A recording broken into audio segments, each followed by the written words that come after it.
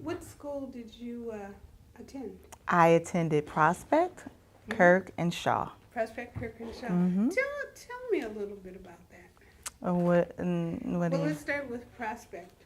Um, well, let's go back to the family. I'm sorry for jumping around That's because I fine. want to just kind of get the background. But Okay. your parents, are they from Cleveland? Actually, my father was born in Georgia, and my mother was born in Chicago. Really? What part of Georgia? Athens, I believe. And what brought them to Cleveland? Well, if my father was alive, he'd be 92. So, black folk migrated to the north, and his parents he brought him as a child, and my mother's parents, actually, my mother grandparents brought her here, and she was raised by her grandparents. Her mom was a very young mother, so she came with her grandparents, and I don't know what brought my dad's family here. Yeah, that's something. And did your father work? Where did he work? East Cleveland. East He retired from East Cleveland. Did he? His uncles before him worked in East Cleveland. And where was that? They were they worked in as in the service department. They were garbage men. Oh, they worked in in the city. City of East Cleveland. Fantastic. And my uncles worked here first, and then I think we've been in East Cleveland since the 50s, maybe 40s or 50s. And my dad started working here, and he retired here. So he was a long time. He had a long history here in East Cleveland. You know, I was just thinking this morning as they were collecting the trash by the apartment I live. I don't think we tell the garbage men enough that we appreciate so much what they do. That is such a responsibility and such appreciation. Maybe we don't express it enough, but how did he feel about that? Well, when he came up, it was a real suburb. I mean, when he started, East Cleveland was a very wealthy city, and so they took care of the garbage or the what do we call those? Service department, and he had very fond memories. He would bring home all these trinkets, these things that the wealthy people would discard, and he'd bring it home, and these were my mother's treasures and his treasures. And as the city began to transition, he always had people who were very appreciative of what he did, what he provided for the city, the service he provided, because in those days, they took great care in taking care of the residents. I don't know now, but in those days, like I said, it was one of the wealthiest suburbs. So, in doing so, they took very good care of him. He'd come home with all kinds of stories about people he knew, and it would take them sometimes all day because people would want to bless them, and during the holidays, they would get all kinds of gifts and things. So he had it was a good experience, I believe, for them. And then after he got a little older, of course he moved up and he became the service manager or assistant manager or something. And so then he was responsible for the department. But he spent his over 30 years in the city serving it. And so he had good stories then. That was a good experience for him. Well, he had some good stories and he had some bad ones, So, but for the most, because working as an African American in those times, was it challenging for him? Oh yeah. It's always challenging for black males anytime in any generation, So, but he had an opportunity to purchase a home here, raise his kids, and at that time, what was a good suburb. There was a lot of racism during that time, because the police department was all white, and then when we began to move in, that whole. But East Cleveland was known at that time for the toughest police department in town. You always rode around East Cleveland. That was the story. So everybody said, you get to East Cleveland and you either go down to Arlington, you cut across, and then you came back up to Euclid. So I think we've heard that story before too. yeah. So, did your mom work? Yes, both of my parents worked. And where was she employed? My mother was employed for the Cleveland Board of Education. She was a secretary at an elementary school. And so I came from a two-parent home, and both of them worked. Did you have siblings? Yes, and I was the youngest of 5. My goodness. Yeah. How was that? Well, I felt like an only child because there was 8 years between me and my next sibling and 14 years between me and my oldest sibling. So we was like 2 sets of kids, and my parents were older. Mm-hmm. So when they came to my high school graduation, they thought those were my grandparents.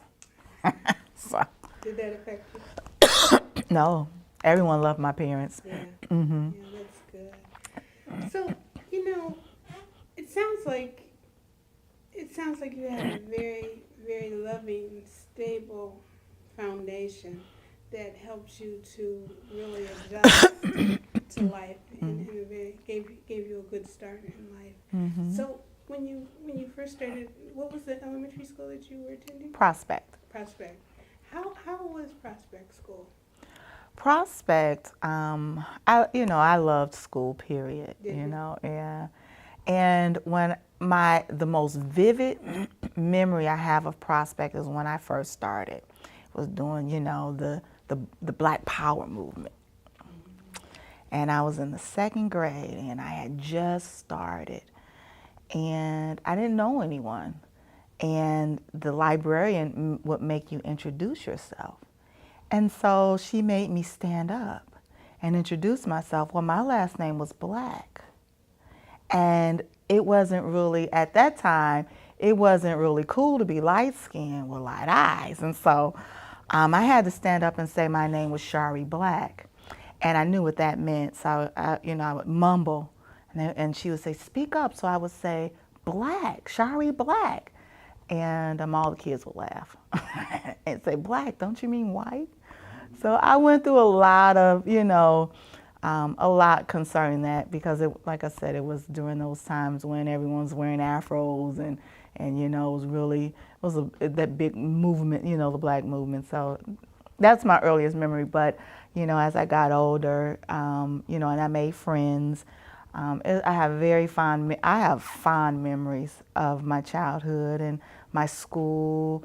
I had some really good teachers, and I remember having one particular teacher who was she really wanted to provide more than just an education for the students, and she loved the young girls. So she would let us stay after school. We'd make doll dresses. We would have, she started a Girl Scout troop. So there was always a lot of activities for me as a young person to get involved in. And I was always a very proactive community person, even at 7 or 8.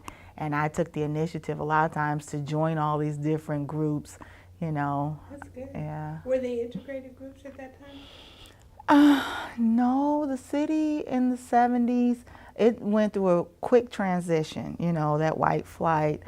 We were probably, when I moved in the 70s, 1972, or the winter of 71, December of 71, within 2 or 3 years, my whole street went from maybe, it was 30 or 40% Black when we moved in to within 2 years, almost like 70% Black.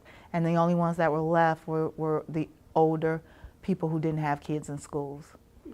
So that transition went really, really quickly. So, one of the questions is, what are your fondest memories about East Cleveland? East Cleveland, the East Cleveland Park, Forest Hills, is my absolute fondest memory. I am probably, I would say, a non-traditional kind of girl. And so others might call it a tomboy. And so the park was the place that I loved because I could go climb trees. I could be close to nature. You know, we had the pond up there. My friends and I, we would go and we would spend, you know, our parents would let us go on Saturdays and Sundays, and that's where we were from the time we got up from 9 o'clock in the morning to until we had to be home at dark or whatever time we had to be home by 5 or whatever. And so the Forest Hills Park provided us was like a sanctuary for me, and that's why I love the outdoors now. That's wonderful. Where did you live growing up in East Cleveland? I What lived street? on Chapman. Chapman? Is that close to the parks? Did you have a long distance? No, actually, Chapman is 2 streets from Lee Road, which was, you know, you'd cut through McGregor, go up through McGregor, because that for us, that was all the low trees that you could climb quickly. And then you work your way through the little paths. And for us, it felt like a forest. It felt like a huge forest. It was, if I go now, it probably feels like a quick walk in the park. But we would ride our bikes up there. I mean, it's just all day long. It was just, kids fun, all of my friends, and so it was just, it was a wonderful experience for us. It was a different world then. It was a very different world. Yeah. It was the world I created for myself. Sure. Sure. What in high school, as you continued to advance in school, did you see changes in the neighborhood? Were the changes starting to happen at that time when it turned to a black community? Was the quality still there? Well, East Cleveland, let me tell you, when parents pretty much remained the same. I think what changed the city was that we went from a place of homeowners when they built a lot of apartments, those dome apartments and a couple of other low-income housing. We started seeing a shift because it doesn't matter who, whether you're black or white. When you're a homeowner, you take a little more pride in your community. But when you begin to provide low-income housing and individuals who who may have never had that level of responsibility would move in, trying to provide their children with a better lifestyle, who may not have brought the same value system. The parents, like I said, wanting to provide a better lifestyle, but not necessarily preparing children for that better lifestyle. We began to see people who devalued the community, devalued all of the resources, and just kind of brought what I call a ghetto mentality with them. When I hear people talk about Hayden Avenue, and I guess that was one of the main strips in Euclid Avenue. Did you do all your shopping in the community? Oh no! Remember, we had Severance Mall. So we did have a lot of. When I was young, I remember having banks in the school. So I did all my banking in my school. As in elementary school, they taught us how to save our money. So I had my little bank book. At that time, it was Cleveland Trust. So we were able to do that, and we had Pick and Pay, which was up on Strathmore, and then we had A&P, which was down near Winemore. So we had real grocery stores, and at that time, people worked there, and everyone wanted to be. When I grew up, I wanted a job at Pick and Pay or A&P because you could make a living there. So yeah, at that time, when what was the gentleman's name who owned the A&P? He purchased it. Can't remember his name. Roger, Steve Rogers. He purchased the store, and so you had neighborhood community stores. I knew the people who owned the stores. They took pride in the stores, and when you went there, they knew your parents, and so you really had to behave. You didn't go and you didn't go rob the neighborhood store because you went to school with their kids, and so there were places for you to go because there was a lot of quality in those places because, like I said, people took pride in what they did. Now, so those were the grocery stores and the neighborhood stores, but like I said, we also had department stores. Um, we had we had Severance, so we were able to catch the bus to Severance and do whatever holiday shopping or whatever. So we had malls, and there was a lot of variety. We had 2, 3 banks in the city. We had a bowling alley. There was a lot of things to do in the community. And just slowly things started to go away. Yes. Would you say economics had a lot to do with it? I think, I'm sure economics did, but I think probably what happened was there were several factors. I think once, I guess it was economics, which caused people to begin to sell their stores and sell, their family businesses. And maybe people came in and bought, the Arab community came in, and I mean, that's what they've done in every community. I mean, they found their niche, and we lost ours, and so I know, and so I think that had something to do with it. And I think, yeah, maybe economics did, but I just think people began to lose pride in the community. The shrimp boat, I mean, that was a community favorite. Caribbean Sea. I mean, that, it doesn't really matter how much money you have. You're going to go get a Polish boy. I was a poor high school student, but I got a Polish boy every day. But I just think that we kind of just sold out. Our community sold itself out. And so that also contributed to the transition that we've been seeing. Because community, if you maintain that sense of community, we've always had poor communities. I mean, if you think about the 30s, the 40s, where my parents grew up, but we maintained a sense of community, but we didn't do that in this generation. Yeah, it's a generational thing. What did you work in high school? Did you work? Give me a little idea of your career path. Yes, I worked in high school. I remember when I got my first job.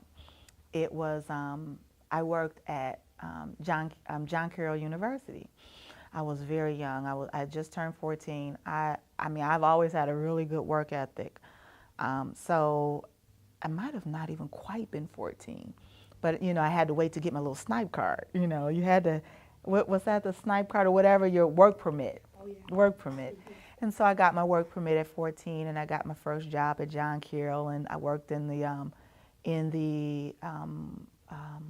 they did parties. It was we catered very high-end parties. So, we were able to kind of hobnob with society, and I loved it. And but I had a supervisor who wasn't going to do anything, and I'm a little bitty woman or a little girl at that time, and my career kind of ended because I pulled my back out at 14 because she made me move this huge tray server thing where you put old trays in.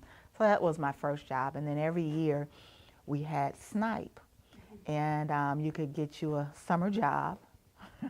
You could get a summer job.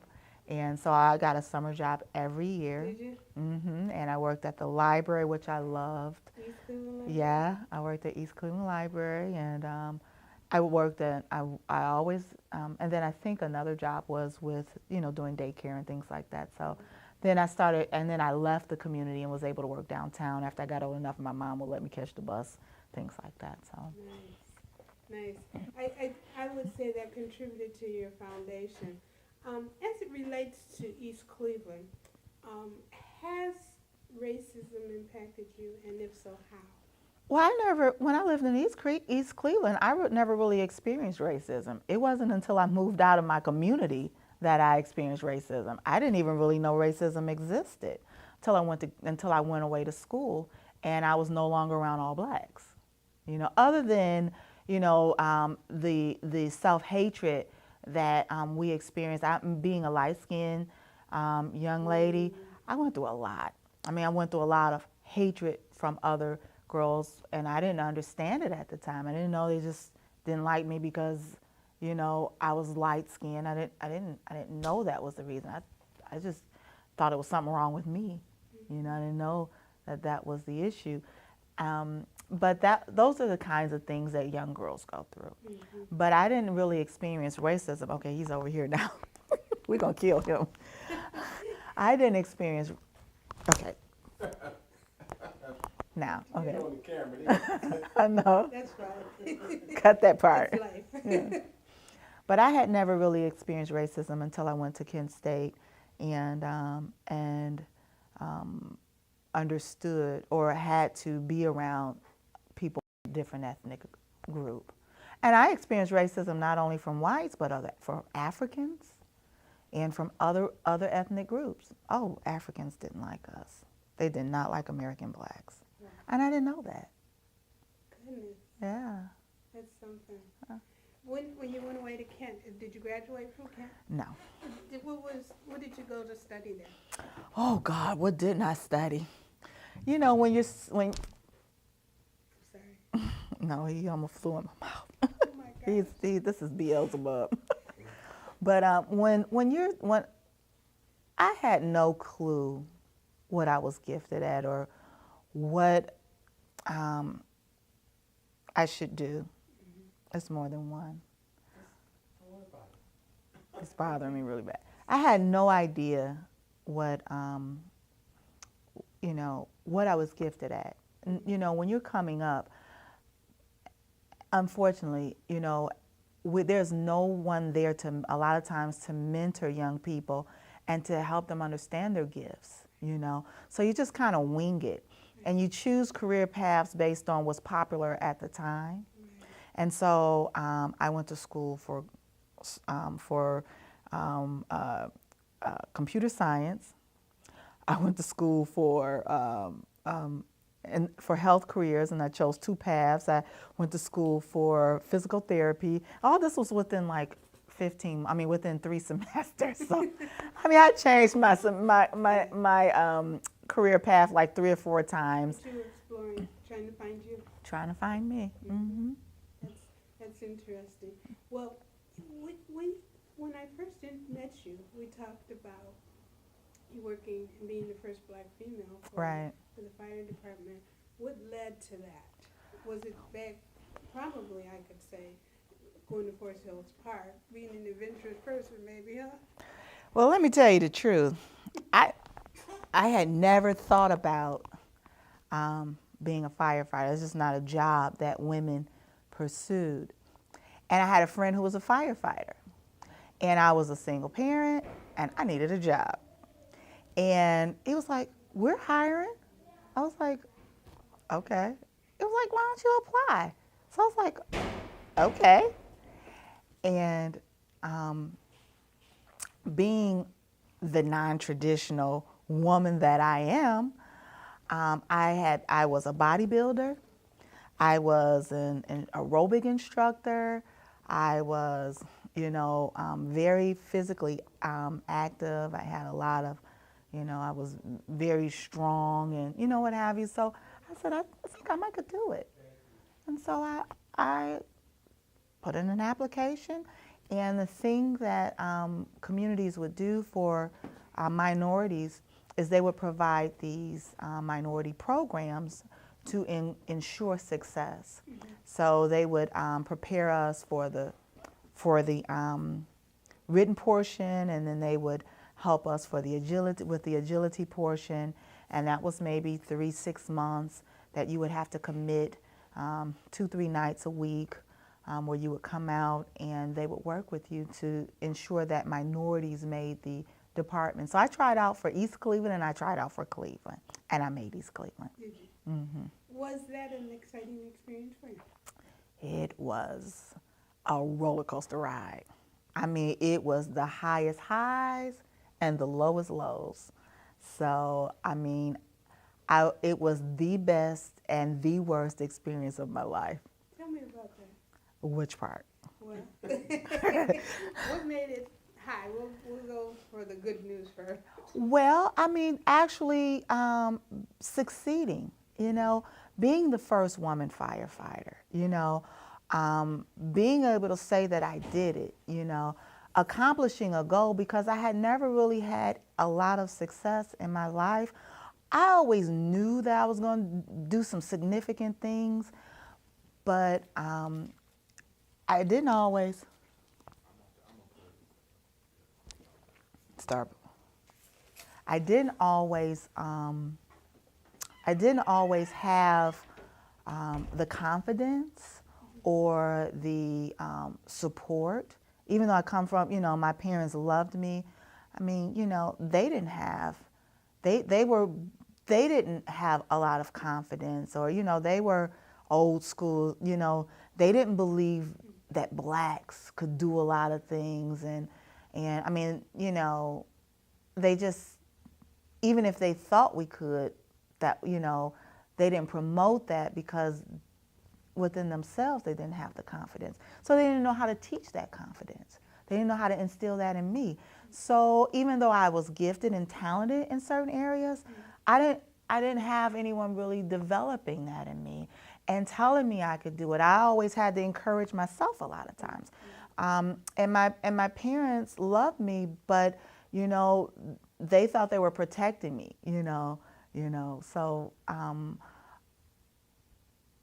being able to accomplish that goal, was, and doing it not only for myself, but doing it for my family, doing it for other women.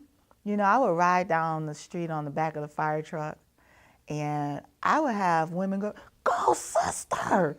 And I'm thinking, if you only knew what I was going through. So, I knew that I was a role model. I didn't know how I was a role model, but I knew women were looking at me as a role model. I set precedents for women to say that, and children, and my community, all my friends, everyone I graduated, everyone was so proud of me, and that was, that was a very high to know that, I did something significant, something nobody else had ever done, First black female. First female, period. Oh my goodness. Yeah.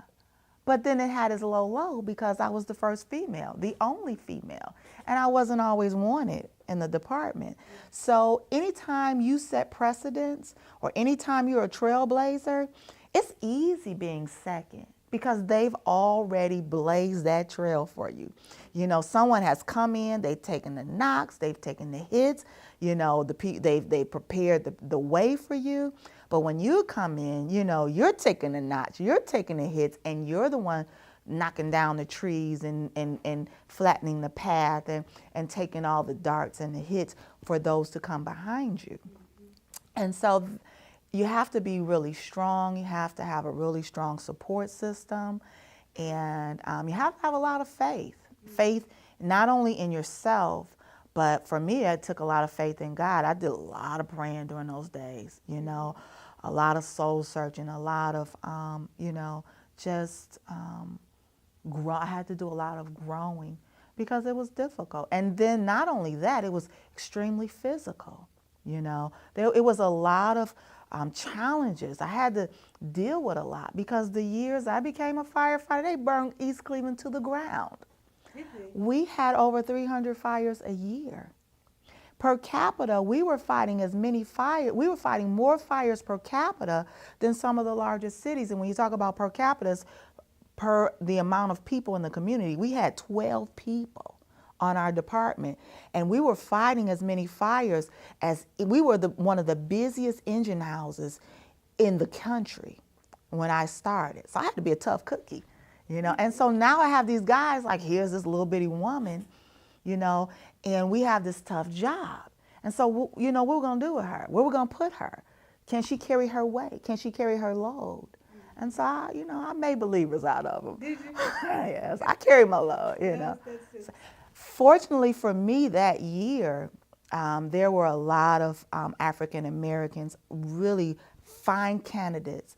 A lot of my brothers, they were phenomenal young men coming on, and they were hired, so they were there with me. I didn't have, when I came on, it was a real big transition. A lot of people were were retiring, and then the whole department was shifting, so it was going from an all-white department to a largely minority department because we had a lot of they had a very strong African American or Black union. And so they began advocating for minorities to be promoted and to receive positions in the department. So for me, it was good because I had people who I went to school with who was working there. I had friends there, people who lived in the community. My chief lived on my street. So his daughter and my niece were best friends. So I came into, even though I had a lot of people who didn't think I should be there, and didn't think, first of all, minorities didn't belong there, and certainly not a woman. And then if it's going to be a woman, don't let it be a minority female. So, but I did have a lot of support, which really helped me through that process. Well, one of the questions that I needed to ask, and I think you kind of addressed it in a way, is how has inequality impacted you personally, and how has it impacted the city? So let's take it maybe just off of you directly, because I know that you've really expressed that you felt it as the first minority and the first woman. Did you feel it anywhere else in the city? In the city, well, it's if you got to be Black, it's good to be a Black woman. So in the city, I don't know about in the city, other than in that position, as a firefighter. I don't really think I went through a lot of issues outside of in the department. In the community, this was my community. This was my community. I lived here. I grew up here. All my friends were here. I volunteered. I volunteered at the hospital. My father had, 30-something years in the city, and my sister worked in the city. And so, we had a legacy in the city. So I really can't see where I experienced any inequality, especially as a young adult, other than, like I said, when I was a child. But in whether being a woman or being Black, you just don't experience that a lot of times in your own community. Did you see the city experience it when the shift came? Did people treat the city differently? Oh, yes. Our city, I think we destroyed our own community. I can remember my father really talking about, a lot of things that were happening when I was young, the city managers and the politics of the city and, who was stealing the money and just a lot of corruption and things like that. That's self-inflicted, We can't blame the condition of our community solely. We can't drop that in the laps of other people. We self-destructed, and what we did was we put our own selves in a negative light. We cut our own funding. We destroyed our own school systems. So I just believe that, I hear a lot of times, the white man this and the white man that. But I take, I'm the type that feels that at what point do we take responsibility for ourselves? And don't get me wrong, I understand there's a lot of racism and discrimination, and we've, if we think about slavery and all those things, we've been taught to hate ourselves. But there was times when we had a lot of pride in ourselves and a lot of pride in our communities. When did we lose that? How did we lose that? And how did we give our cities back? Like I said, the city went down when we began to run it, So can you recollect a memory or an instance when the community fought for something? We always fought for stuff. As a community, I can think out, just speaking with Pastor Braxton, as recently as fighting for the library, our community, the fact that the community hasn't just totally disintegrated and been sucked up in Cleveland, that shows that people are always fighting for the community. There's always a remnant that's going to fight, there's someone who's always going to believe, So I think that we've always fought for something. You know, anytime there's an issue, you always have that remnant that's going to fight for what they believe in. They're going to fight for their community. And this is without any ulterior motives, just for the good of the people, you know. Right. Do you think that the surrounding institutions and cities have impacted East Cleveland? And I know that's a little broad, but Well, anytime there's we are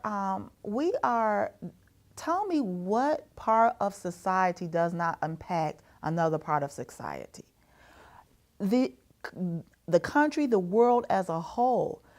Are we our brother's keeper? Yes. I mean, there is no institution or there is no island. We're not an island unto ourselves. So anything that happens in this community, that happens in Cleveland, that happens in the county, that happens in the state, that happens in this nation, impacts this community. yeah. You know, and if we when funding is cut, it impacts us for schools, it impacts this community. When foreclosure happens, it in fact impacts the entire nation, it impacts this community. So everything that happens anywhere, is somehow is going to impact this community. It does. Tell me, do you remember recognizing University Circle next door? Did you go to the institutions, or did you know it was there? The Social Justice Institute? No, University Circle. With the museums and Well, you have to remember when I was coming up, we took annual trips to the orchestra. That was a must. I mean, that was an annual trip. We went to the museums. We experienced culture. That was woven in to our culture, into our paradigm. And I don't know when that stopped or if it has, but maybe I was that last generation. I don't know. But, that was a part of my development. So, I mean, I remember the pond and the botanical gardens and all the gardens, period, and those things. And so that's always been, and the winding road to the highway. I've always had an opportunity to experience it. Now, my parents didn't take me there, but my community afforded me those experiences. So, that was a part of my development. That's great. So, by your community affording that, you mean you did that through your school? School, through community activities. I think it's just innate in me. I've always been a community person. I mean, that's not something my mom said, you're going to go volunteer, you're going to do this, you're going to do that. I took the initiative at 8 to join the Girl Scouts. No one did that for me. Even now I take the initiative. It's just a part of who I am. I think that's just something God placed in me. So, anytime those opportunities were afforded, I took advantage of them, and it made me a more broad person. And Need to pause. Thank you. Okay.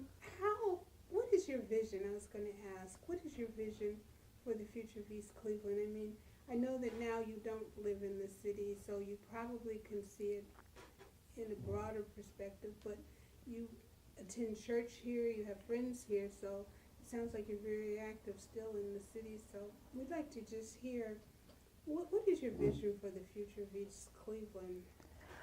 East Cleveland took a lot out of me for a while. I mean, I used to tell my husband, I gotta live in the city. I gotta be with my people. You cut me, I would bleed East Cleveland. And it took a lot out of me to really to have to pour so much in, because it was so needy. The city just needed so much that you just kind of didn't know where to begin. So after kind of taking a break, you're able to kind of step back and to look at the city and say, you know what? And just kind of pray and say, where can the city go? Well, I mean, it's all it has left to do is go up. And I see the city as a thriving community. You know, I look at a street like Strathmore or Wymore, where they've torn down, or Third or Fourth, where they've torn down all of the homes, all the abandoned homes. And because I'm a visionary, I can see it. I can see myself going and buying all this land, you know, and making a community. I can see providing opportunities or I think part of what has to happen, my vision is seeing a city where people actually really care about the community, you know, politically, economically, and there are people who are in positions of leadership who make decisions that that will benefit the community and not necessarily themselves. I see housing. I can see that.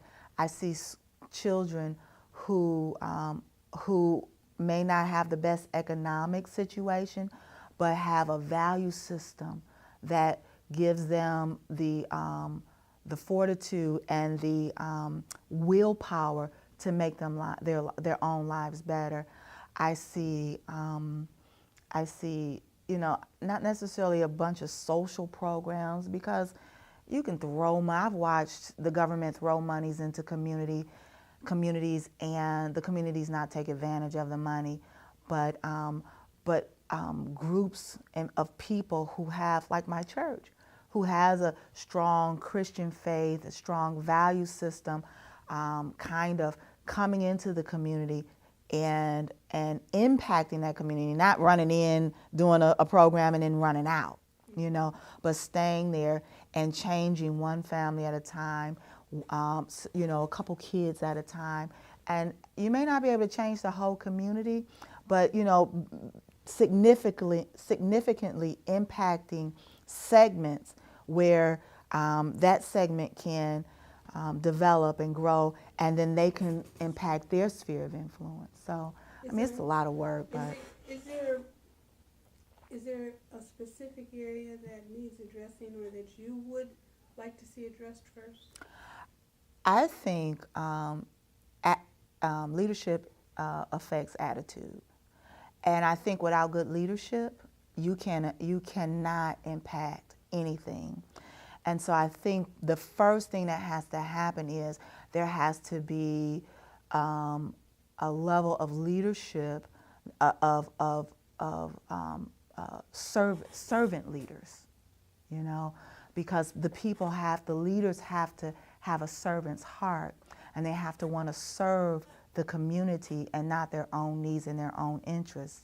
And so I think the first thing that has to happen is because if you begin to pour resources into a community, you got to be able to have people who can manage that, who can be able to distribute and be able to have oversight and be able to train other leaders, you know, and duplicate themselves.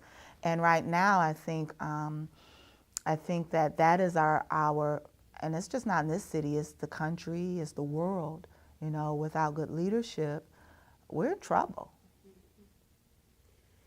Would you last question, would you be prepared to do, what would you be prepared to do to help make East Cleveland a better community? My husband said, "Run for mayor." I think, you know, I'm watching my dear president, and I think, you know, a watch group is a lot more effective than an actual office, you know, because once you kind of get into that political office, then you have all these political favors. But I think the first thing that has to happen is you have to be a good example. You have to be committed. You have to have a love for the city, and you have to pray for the city. You know, I think for me, that's where it begins, is prayer for the city. And then I understand my lane. I understand what I've been called to do, you know, in my generation. And the thing that I'm always willing to do is to provide mentorship and leadership in the area that of my gifting and my strength. My husband and I own our own business, so part of what we do is we provide economic opportunities, jobs for people. Now everybody can't come running for a job because we, for lack of a better word, we kind of hard taskmasters because we're hard on ourselves, and so people have to be able to perform. But we have opportunities where we can offer that mentorship. We can offer training for youth. My heart is for young entrepreneurs and providing opportunities that way. I have a vision around a program for young entrepreneurs and people who want to excel in that area, who want to start their own businesses, but don't have the role models and the mentors, and don't have to make the mistakes I made because I didn't have a role model and mentor. So that's something that I would be willing to provide for the city, is that kind of support. Mm-hmm. So I neglected to ask, how long did you stay at the fire department? I think around 10 years. I was coming up around my 10 year, and so I was there quite a while. But it's a very hard job. East Cleveland's a very small city, and there's really no place for old warriors to go. So if for any reason you wanted to transition from fighting fires. In a city like Cleveland, you have fire prevention, you have fire safety. In East Cleveland, you have firefighting. There's one fire prevention role, and that's only for the captain. And then there's maybe one fire prevention, but you still got to fight fires. And being it's a difficult job. So as you get older, your body says different things. And especially mine, I was a woman. I just admitted, I was a small woman, so it took a toll. Yeah. Mm-hmm. Did you leave there for entrepreneurship? Was that your next stop? No, I actually left there a wounded soldier because not understanding the damages of carcinogens. And so I felt like a 60-year-old woman when I left there because I didn't understand the importance of cleansing my system, and that's why firefighters die so young, because when you take in all the smoke, and see, we were the tough city, so after you got through fighting fires, you didn't overhaul in your mask. You took your mask off because you were tough, but in doing that, you took in a lot of carcinogens, a lot of smoke, which damaged a lot of body organs and things like that. So I had a lot of aches and pains and things like that, so I thought I better quit while I was still ahead of the game. And I went and got a job, and I started working at Catholic Charities doing hunger programs for churches in minority communities. Wow. You've lived such a rich life. Just being an outsider, tell me what you feel when you pass by the place where Huron Hospital was. We passed by there today. And my husband said, "What's that? I've never seen that." I said, "That's the old Huron Hospital." I'm not sure how I feel about that, but I don't have to deal with it. I'm not in the community, so I don't know what the impact is. The way it was explained to me is, you got a hospital 2 miles from here, which made sense to me. But then it was explained to me, but you're in a community with people who might not be able to travel the 2 or 3 miles. So, I'm not really sure how it impacts the community. I know when I was a firefighter, I was an EMT, and I did a lot of runs to the hospital, a lot of runs. So I can imagine that it impacted the city probably pretty negatively with the amount of runs that I can think about that we did, day in and day out to the hospital. This has been a marvelous interview, and Thank I know you. that our time is limited, and I just want to say thank you. And as the mayor and some of maybe the city officials review this, they'll be happy to hear that your entrepreneurial spirit can maybe do some mentorship. And I would think that probably some of that is happening through your church, because I see a cafe opening up here. Right, yeah. Pastor Braxton has a real heart for the community. He's only been here a short time, and God sent my husband and I here. And I think it's because, you know, like I said, for a while, we kind of, we were really focused on building our business, which we've been able to do, and we have had quite a bit of success. So now, you know, you can't do 2-3 things great. You can do 2-3 things good or average, but when you want to be great at something, you got to, you know, really focus there. And so my husband and I have really worked hard. We've built our business. What is the business? We actually own, we own detail, we do detailing, and we own several detail shops around the community. And so, you know, that's been pretty successful for us. And so now we're in a position that we can kind of, you know, divert our some of our attention to other areas, which includes community activities. And, We thank you so very much for taking the time to share your personal stories. For me, they were inspiring, and thank you. I'm sure that they will be for others. Thank you so Greatly much. appreciate it. I appreciate you, you know, even considering me for this opportunity. Thank you.